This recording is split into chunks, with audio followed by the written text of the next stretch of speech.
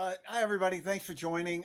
This is something I've really been looking forward to speak with Joyce Vance, um, who has a new book, opened up bestseller. Giving Up is Unforgivable, a manual for keeping democracy. It's really an extraordinary book on multiple levels, which we'll get into. And I read the whole thing and then went through and read a lot of it again. Um, but Joyce, just can you just tell people a little bit about your background? I didn't realize, I knew that you had been with the Justice Department. I didn't realize that you had spent 25 years at the Justice Department. Um, and you started under the first Bush? I did. I was hired during the George H.W. Bush administration. So I'm a Republican hire into the Justice Department. And look, served, during the greatest time at the Justice Department. I was a line criminal prosecutor for many years. I did everything from public corruption to drugs to civil rights cases. And then I went into our appellate division and became the chief of the appellate division before President Obama was nice enough to appoint me to be the U.S. Attorney in Birmingham. Well, and how long were you the U.S. Attorney in Birmingham?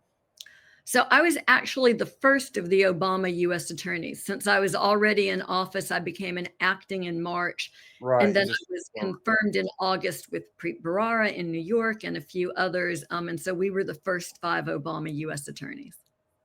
Well, look, I'm always fascinated by origin stories about books and what prompts someone. This is your first book, right? And It is. you know, Maybe my last one. I'm hoping it's like 5 years and you forget how bad it you was. could retire. Right? You could retire with the crown. And then you could say just casually, all my books are bestsellers. They all were. But can you just you talk about some of this, which I found really interesting about your process of as you were writing it and sort of using writing to find a voice and what it is you wanted to say, which I think is, what our high school English teachers taught us was the only way to do it. If you couldn't write it, you couldn't say it. But what was your motivation at this point for writing the book?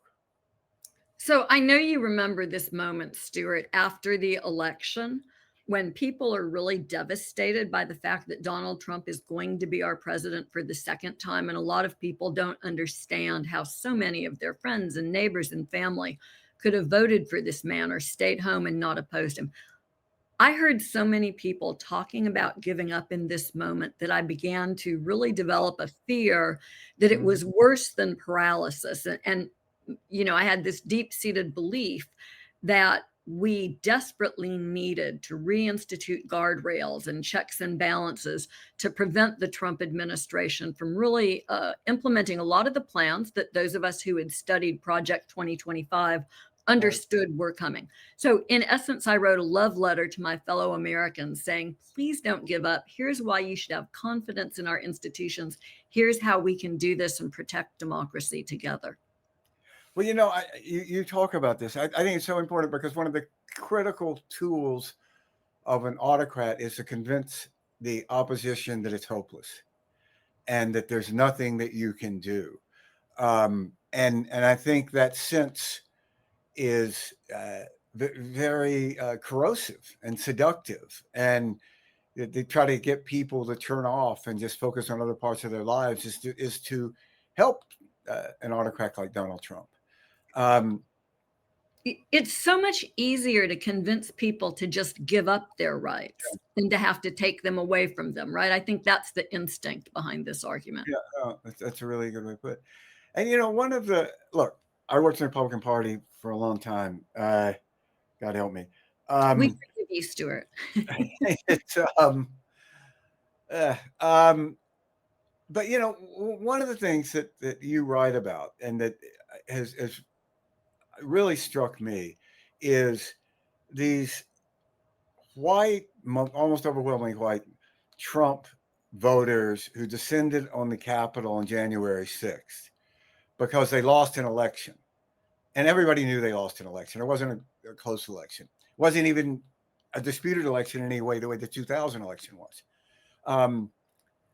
And compare that to, there is a group of people who really are victims in America, who really have been, Yeah. enslaved, murdered, raped, had unbelievable legal hurdles to stop them from participating in the American system, and they never gave up. African Americans, and just can you talk some about that? That comparison to me is just so striking.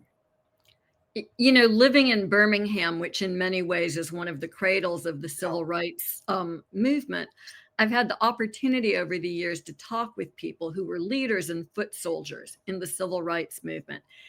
And I have found over the years that it's really possible to draw a lot of strength from people who, when they faced, we talk about the challenges of the civil rights era. These are people whose humanity was being denied by their government, and they were being made fools of and denied their rights. They had been told already after the Civil War that the Constitution guaranteed them rights, but in places like Alabama, Mississippi, Georgia, Tennessee, that was not the case, and it looked pretty hopeless. And instead of giving up on democracy and turning their backs on democracy, instead they chose a path that Dr. Martin Luther King and others openly advocated for, of working within the system and essentially demanding that it give them their rights, and putting so much pressure on the system that it ultimately did do that. But look, it was not linear progress. It wasn't easy. People were killed. People were seriously harmed. You have to understand, if you study the civil rights movement, that it did not come easy. But, people just never said, I give up. I've done everything I can. I'm just going to walk away, because they knew that the consequences of giving up would be devastating. And they understood that any opportunity to make progress was worth taking. Yeah, look, I'm a seventh generation Mississippian. I grew up in Jackson, and I just put a plug in. The Civil Rights Museum in Jackson, which opened, I don't know, 5, 6, 7 years ago, is really extraordinary. And the museum, the museum in Alabama, the lynching. What Yeah. is In Montgomery, this is Brian Montgomery. Stevenson's museum in Montgomery. It's extraordinary. Yeah, I went to see it and was just, I'd take the rest of the day off. I was just devastated. Yeah. So powerful. And we forget this wasn't very long ago. No, this was in living memory, right? For so Yes. many of us, that I could actually talk with people who participated in these events. Yeah. I can remember as a very, very young kid when Medgar Evers was assassinated. And I was outside playing and my parents called me in. And sort of a corollary to this sort of is this bizarre sort of neo-Confederacy that the Republicans have now embraced, which I'm so glad to see you write about it as a lost cause, because this is exactly what happened with the lost cause. And I grew up with that. I'm a little older than you.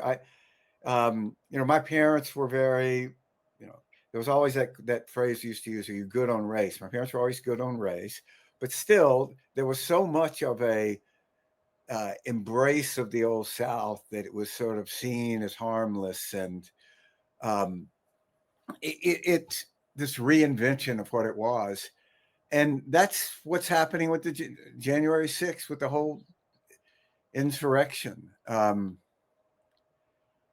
That I see that parallel so clearly, right? There's this mythology of the lost cause, this romanticization, I can't say that word, of the Old South and of slavery, as though it's something from Gone with the Wind, something beautiful and benign to look back on.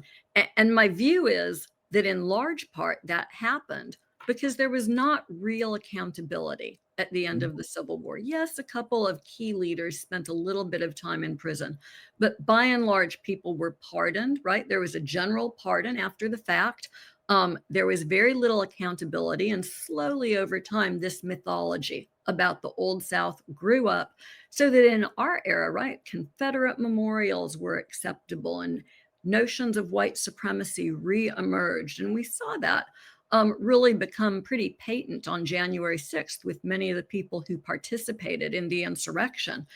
And now Donald Trump is creating sort of a new lost cause. He's pardoned these people, but it's even, I think, worse and quicker than it was after the Civil War. He's accelerated it overnight, pardoning everybody, telling them that they're patriots. We're watching him try to rewrite history before our very eyes. There's been news just this week about a grand jury down in Florida that's investigating Barack Obama and other figures for trying to paint a false story about Donald Trump. And so very rapidly, I think we're looking at a romanticization of January 6th, of the Trump administrations, to make them more acceptable. And what we know about what happened after the Civil War with the lost cause should put us on notice of how dangerous that is. Yeah, I say this to the few Republican friends I still have left. I mean, I helped elect a lot of these people in the Senate, and I never thought this would happen. But, I've said to them is, look, all this stuff that you've done in your career that you think is important, some of it actually was important. None of that is what you're going to be remembered for, any more than Jim Eastland is remembered for like roads he built. He's remembered as a segregationist. And that's what you're going to be remembered as. You're going to remember as the people who enabled Donald Trump and went along with this, the people who wouldn't convict, even when he sent a mob into your workplace to try to kill you and your colleagues, and you still wouldn't vote. People say, well, do you think they're going to reach a point where Republicans will go back? Once you reach that point, like, okay, he tried to kill my colleagues and stuff, or just send in people, but I'm okay with that. You think it could be some policy issue? I don't know, his position on the law of the sea treaty. That's too much. I'm out of here, no. It's so,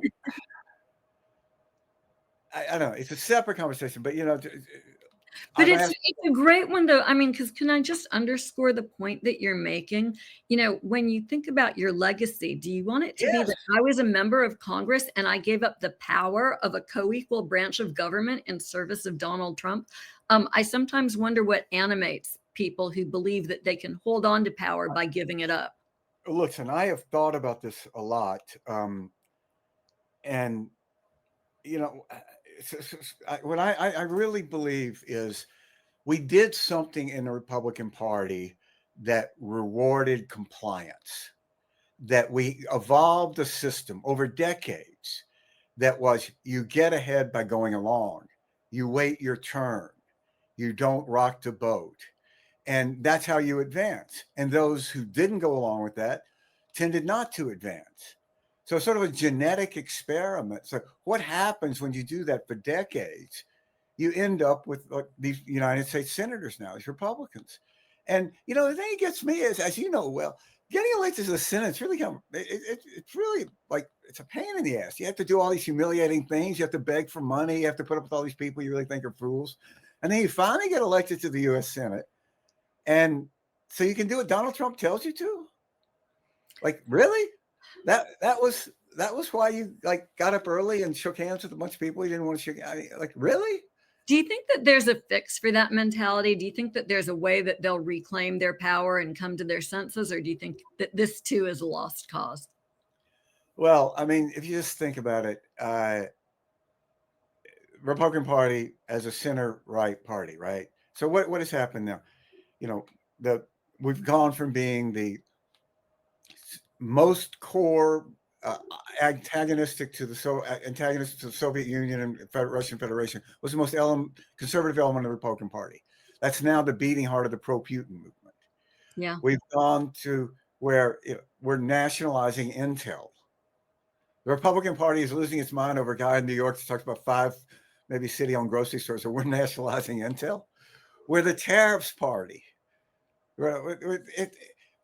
Everything that Alex Jones warned about that was going to happen, the black helicopters, the militarization, all of this. Well, it happened. It just happened from the Republicans.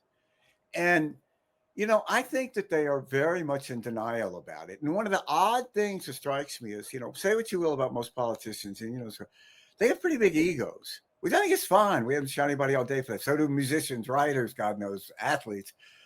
But do they not realize how they're going to be remembered? And not in 50 years from now, how they're going to be remembered in the near future.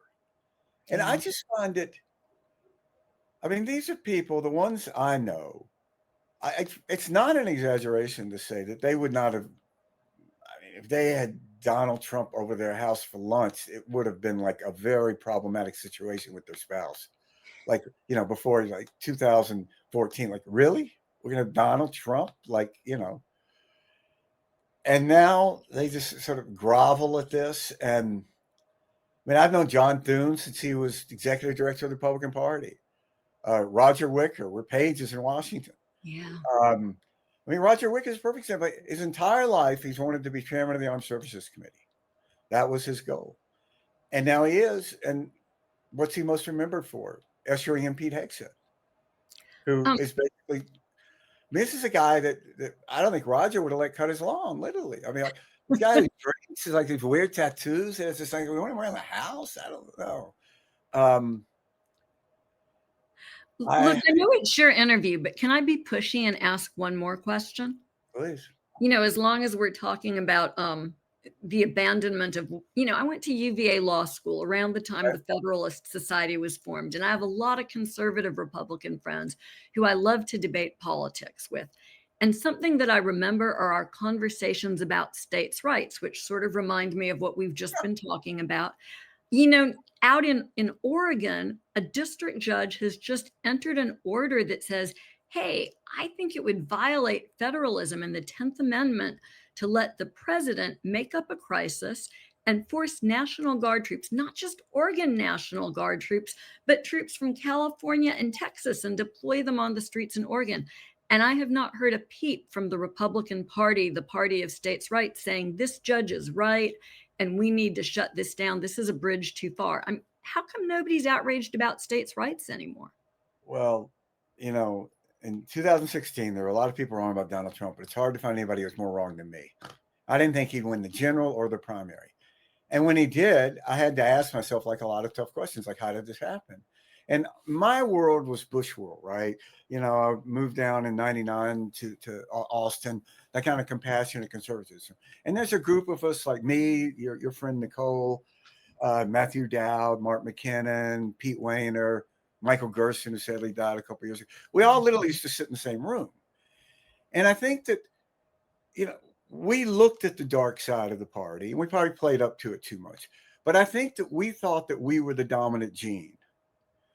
And that if only because the country was changing so much, the country would have to be more like us. And this is what would happen. And, the whole idea of compassionate conservatism as a theory of government basically ended with 9/11. Because it really became a wartime president and dominated the rest of his presidencies. But I don't know any conclusion, but we were wrong. We were the recessive gene. And what the party wanted to be is what the party became. And that what the party is. Nobody makes anybody vote for Donald Trump. So this is how I ended up calling this book I wrote, It Was All a Lie. Yeah. Because I just don't know any other conclusion with any intellectual honesty. People don't change deeply held beliefs in a few years unless there's some, I don't believe in UFOs. If one lands while we're talking, we'll reconsider. But that didn't happen here. And it's not just that, Republican Party has drifted away from this, which happens with party, change. It's that we're in direct opposition. We're the character doesn't count party now. The pro-Putin party, the pro-terrorist party, all of this. And, I give credit to, the guy who's head of the Republican Governors Association, is the governor of Oklahoma. And he says something that was pretty honest. He goes, Oklahomans would lose their mind if an Illinois National Guard came down here and tried to control our streets. And they're right. They would. And yet he's the only one who's spoken out, right? Given everybody who could be saying we support, our president. However, this is too much.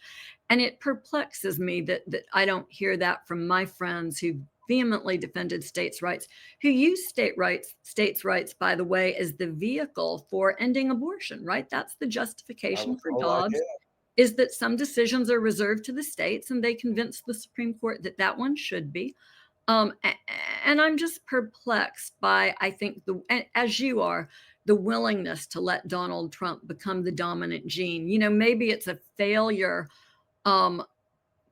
we no longer have a unified understanding of the facts. We no longer even believe that there are facts, because Kellyanne Conway introduced this notion, oh, there can be alternative facts. If you don't like the facts, just tell yourself a pack of lies, and that'll make it possible to do what Donald Trump wants to do. And that's the world we live in. I mean, maybe the path back is starting to insist upon facts and evidence and proof, although it seems like a heavy lift to do that in some parts of the country where people listen, not to Fox News, but to OAN and other news, quote unquote, news sources. Yeah, but I mean, ignorance is a choice. We've never had more information available now. Right. I have zero pages. And I also think that I don't buy this theory that Fox News changed the Republican Party. I think Fox News followed the Republican Party and chased it. I think the Republican Party changed Fox News. And you had a little sort of insight into that when in the discovery over the Dominion lawsuit, when you got all these mails where they were worried about losing their audience to Newsmax, and they had to chase that. And people forget that Fox wasn't for John McCain. Fox, they didn't want him to win a primary. They didn't want Mitt Romney, but then they went along with it. So I don't know. Look, at any given time, no more than 3,000, 300 or 3 million people in America watch Fox at the most. A country of 317 million, and we're going to blame Fox. I think that's it's way too easy and lets them off this idea of any kind of free will. If you ever really want to get depressed, in case you're not depressed enough, go back and read the 2000 acceptance speech that Bush gave at the Republican convention. I used this speech in my democracy class. It's a great speech. Written by Michael Gerson, who really was, he and Pete Wehner, I've always thought were the best of us. I mean, when we were down in Austin and, we were all running out, going to clubs, hearing music at night, he was quietly working in a homeless shelter. And nobody knew it. The only way I found out was I was dispatched to drag him out to come back and rewrite something at the last minute. And I found him at this homeless shelter, and he'd been doing it for months. Kidding. That's amazing. He never would have said a word to anybody. And that speech reads like an artifact of a lost civilization. All about humanity and compassion and service and humility. That guy couldn't get 5% in the Republican Party. I mean, I don't know. But all of the excuses that Republicans use, I think, to justify this. One of the things I really like about your book a lot is, this idea, well, institutions have failed us. And you have this whole section. You go, well, no, actually institutions can save us, not fail us, that nothing is perfect. And I think that's so important. So what is your, do you have thoughts on what happened last Tuesday night? Yeah. How do you see that? I was so glad it happened right when it did, right after my book came out, because before those elections on Tuesday, I was essentially pitching people to have faith, right? That if all of us did what we could do to support democracy, whether that was working in elections or writing songs that would inspire people to support democracy. I mean, I sort of run through the laundry list of options, because I don't think it's a one-size-fits-all proposition, saving democracy. But I was telling people, if we do this, we really can come back to our senses. And of course, there's a lot of pushback right now from the Trump is inevitable crowd. Well, what the country learned on Tuesday is that when Americans get pissed off and work together and understand what's at stake in an election and insist on having the right to vote, that we can, working together, create change. And we can do it rather quickly in the moment. So we have an election coming in 2026. And, 1/3 of the Senate and everybody in the House of Representatives, those folks are up for re-election, as well as, and perhaps even more importantly, as we're seeing right now, governors and other leaders in states and mayors who have a tremendous impact on the course of democracy and our daily lives.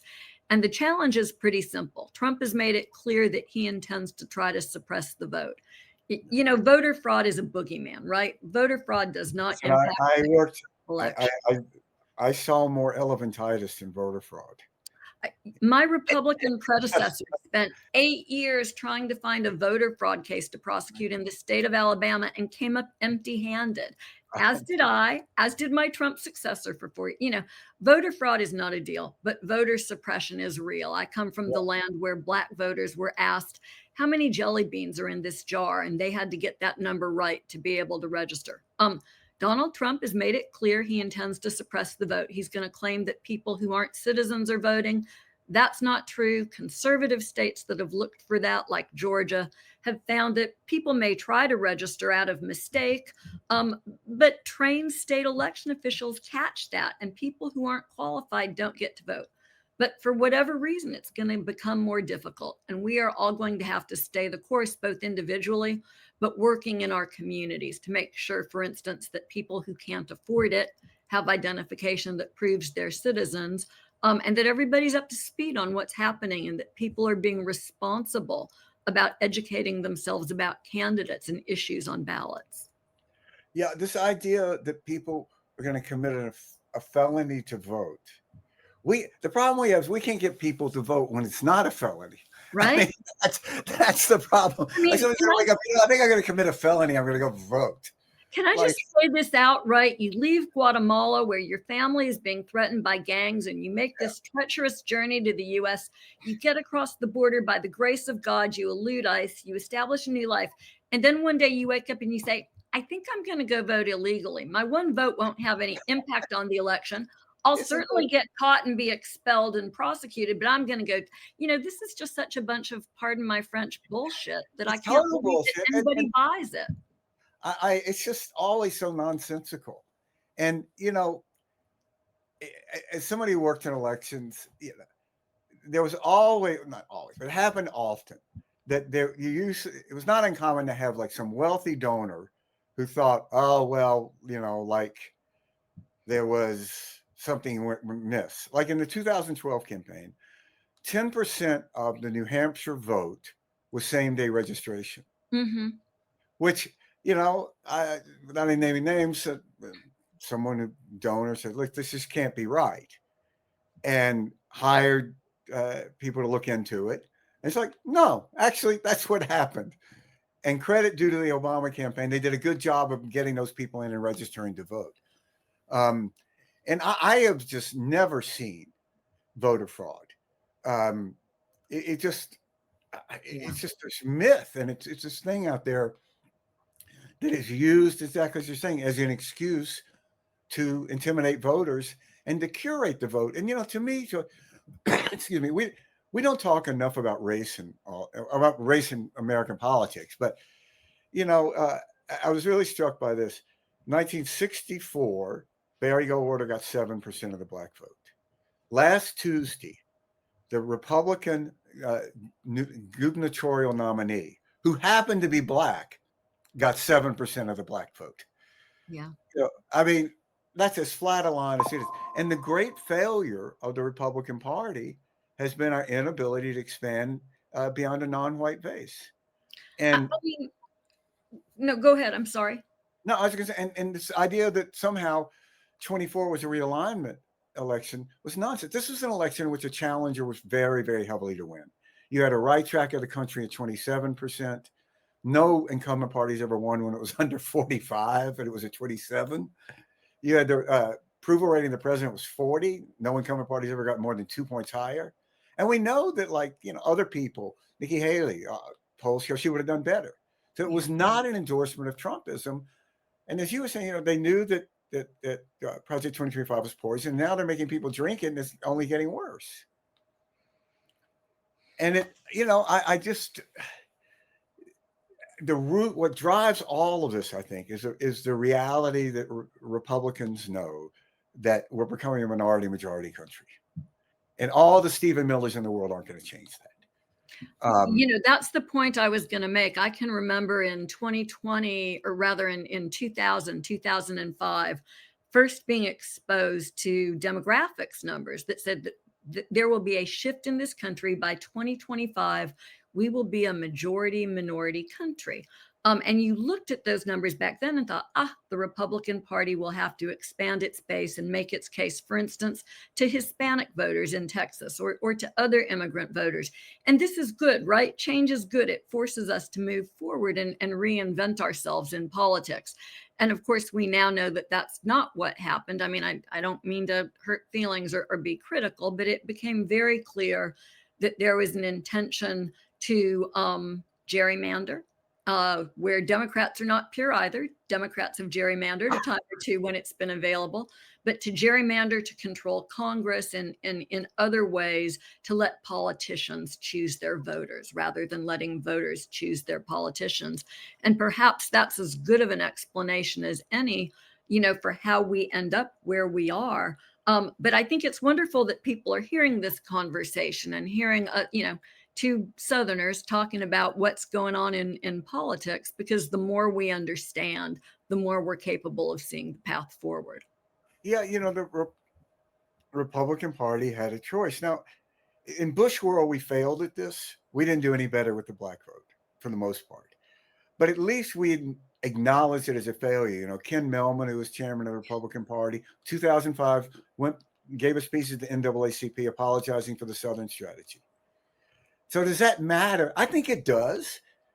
And, after Romney lost, the party went through that so-called autopsy that came, and the conclusions were pretty obvious. You needed to expand to more non-white voters, more women, particularly those who worked outside the home.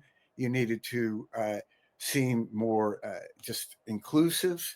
But what's interesting, if you go back and you read that, Joyce, that was presented not only as a political necessity, but as a moral mandate. That if you're going to earn the right to govern this big, cacophonous, changing, contradictory country, you needed to have a party that was more like that. And then Donald Trump came along, and everybody nodded and said, "Great, that's what we're going to do." And then Donald Trump came along, and I swear to God, George, you could hear in the Republican Party an audible sigh of relief, like, "Thank God we can only win with white people now. This is it. We don't have to pretend we care about this stuff." And you could see, like in the Romney campaign, there was a group of mostly non-college educated white voters who could have cared less what we were talking about. Soviet Union or Russia and jobs or smaller government, But if you were going to go out there and do what Donald Trump did, wave the bloody shirt, Mexicans are rapists, that would wake them up. Now, I would have bet, just in a political science sense, that whatever you gained at that lower end, you would have lost to college-educated Republicans who would have found it, which was happening right up to the Comey letter. And then enough came over. And now, just think about this. The Vice President of the United States was sitting around a couple of weeks ago, and you had this Politico article about 2,900 pages of text with this group of not kids. These are in the 20s and 30s, Republican elected officials, Republican operatives, praising Hitler, incredibly racist stuff. And somehow the Vice President of the United States said, I'm going to go defend that. Somebody's got to stick up for the pro-Nazi movement in America. And so why did he do that? Because this is how you advance in the Republican Party now, to be more transgressive. When you read about World War II, people always talk about the party, right? The party became the dominant force in German society. It was support for the party, support for the leader. And I think the parallel with J.D. Vance, looking at that, these were young Republican leaders, right? But as you say, they were grown adult men and women who were talking about support for Hitler, who were engaging in racist texts. And the Vice President of the United States, instead of condemning that, supports it. There were people who condemned it, sure enough, but not the Vice President. And we've sort of ended up in a moment where our leaders are whispering to our worst selves, right? They're telling people that their worst thoughts, their worst impulses, their hatreds, their fears, that those are acceptable and that they should come to the forefront. I've said this. Something that I know, because I have 4 kids, is that that we need someone who will whisper to our better angels and tell us to be our best selves, that's how we make America great again. What we're living through is just trash. And, I said, did Donald Trump make people more racist? I go, no, I think he made it more socially acceptable to be racist. Absolutely. Why would we elected a bank robber president going, bank robbing? I don't know. Not that bad. And it's now been 10 years. And you have this group of young voters who have never known another world. Yeah. And, for whatever it's worth, a lot of these people around Trump, from Kellyanne to weirdos like Gorka and Lewandowski, all these people, it's not that they woke up in 2016 and decided they wanted to be involved in presidential politics. We just never would let them in because they were freaks. Well, I mean, really, you want to sit around with Steve Bannon or Corey Lewandowski, who was most known for when he worked for the Republican Party for New Hampshire. He staged a debate with a cutout of a Democratic gubernatorial candidate, and the articles were written that the cutout won.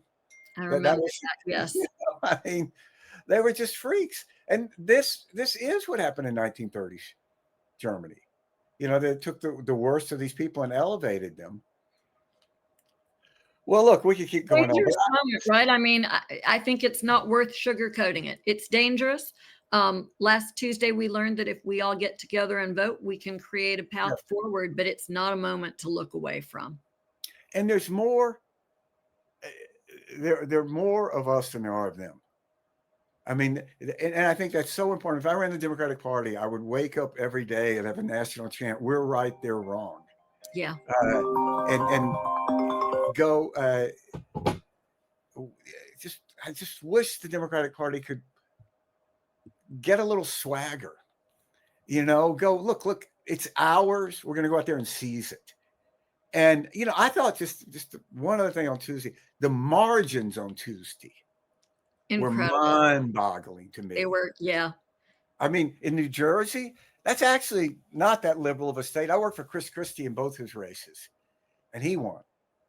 And to win with those kind of numbers, I mean, it's really impressive.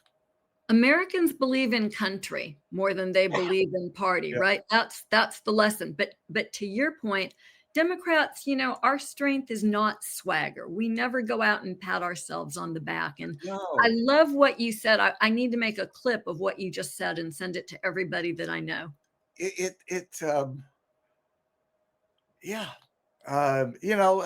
Bill Clinton, as he, famously said, strong and wrong will always beat weak and right.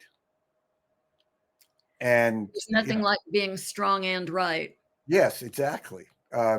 Which is why I think it's such a tragedy what the Senate Democrats did. But look, I'm not going to keep you all.